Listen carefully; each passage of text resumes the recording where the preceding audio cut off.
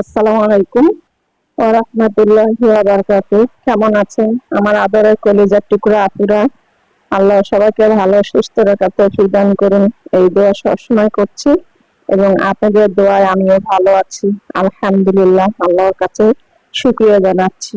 আপুরা, আজকে আমি কলমি শাক নিয়ে রান্না করব। তো দেখুন, আমি 5 লিটার তেলের বোতলে মুখ কেটে আমি মাটি দিয়ে আমি আমার বাসার পাশে আমি বুনেছি। তো এর আগে আমি ভিডিও দিয়েছিলাম যে আমি শাক রান্না করছি, তাহলে ওই হিসাবে আজকে আবার উঠিয়ে নিলাম। দেখুন এই কয়দিনে কতগুলো শাক হয়ে গেছে, ইনশাআল্লাহ দুজনের খাবারের মতো হবে। আর যেহেতু টাটকা শাক, একদম মানে রান্নার সঙ্গে এখন তো দেখা যাচ্ছে অনেকগুলো, কিন্তু রান্না করলে সামান্য একটু হয়ে যাবে। তো চলুন রান্না করানো যাক। চুলাতে আমি তাওয়া বসিয়ে দিলাম। অল্প শাক আমি তাওয়াতে রান্না করব।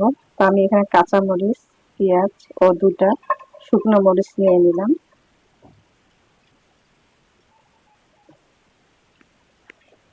এবারে আমি সরিষার তেল দিয়ে দিব। আমি একবারেই রান্না করছি।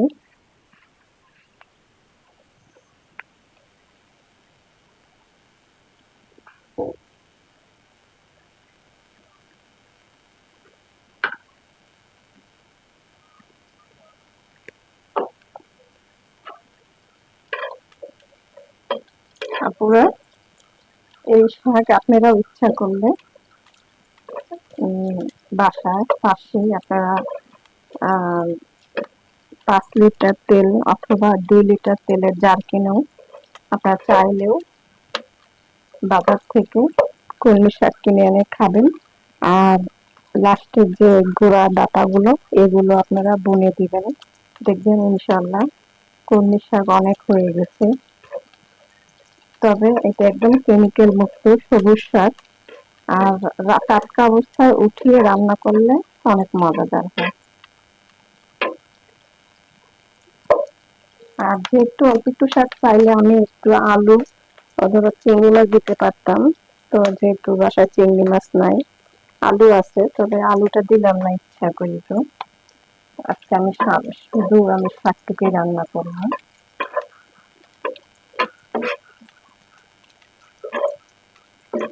এবার আমি শাকগুলো দিয়ে দিব।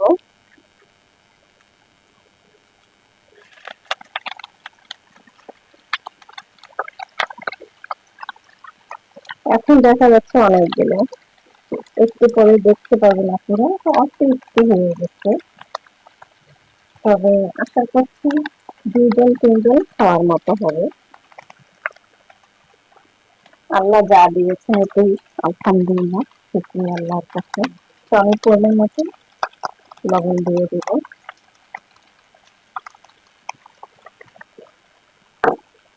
এবারে আমি ঢেকে দিব।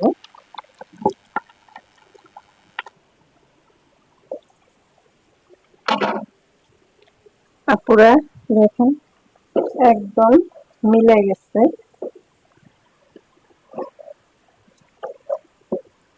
আমি এবার একটু নাড়াচাড়া করে দিচ্ছি।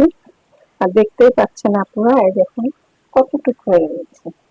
তবে মাশাআল্লাহ, আল্লাহ যা দিয়েছে আলহামদুলিল্লাহ 2 জন 3 জন খাওয়ানো যাবে। তারপরেও যে এটা একটা আমার বিশেষ আনন্দ লাগতেছে, নিজের আমি শাক বুনিয়ে নিজে খেতে পাচ্ছি। আল্লাহ পাক খাওয়ার তৌফিক দান দিচ্ছেন। চাইলে আপনারাও এইভাবে বাসার পাশেই আপনাদের জায়গা না থাকলে এইভাবে করে খান। 3-4টা আপনারা জারকিন কাটবেন মুখ কেটে, তারপরে ভালো মাটি দিয়ে আপনারা এইভাবে ইয়ে করবেন। তো আমি পুঁই শাকও বুনেছি।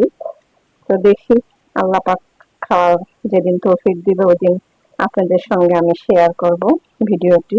তো কলমি শাক, তারপর মিষ্টি আলু শাক আমি এইবার নিয়ে 4বারের মতো খাওয়া হয়ে গেল। এর পরবর্তী যদি আল্লাহ পাক খাওয়ায়, হয়তো পুঁই শাকটা হয়তো একটু সময় লাগবে। আপনারা যখন ওই যে লাল পুঁই শাক, এটা দেখে বোঝা যায় কোন শাকটা হবে। সেই শাকের ডাঁটাগুলো আপনারা টপের মধ্যে অথবা জারকেনে মাটি নিয়ে আপনারা বুনে দিবেন। দেখবেন বাসায় আপনারা কেমিক্যাল মুক্ত সবুজ শাক খেতে পারবেন।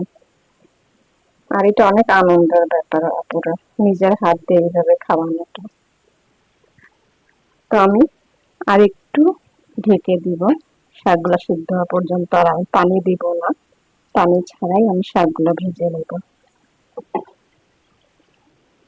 আপুরা, নামিয়ে নিয়ে আসলাম শাক রান্না। তো আপনাদের কাছে কেমন লেগেছে আপুরা ভিডিওটি অবশ্যই কমেন্ট করে জানাবেন, লাইক দিন, বেশি বেশি করে শেয়ার করুন।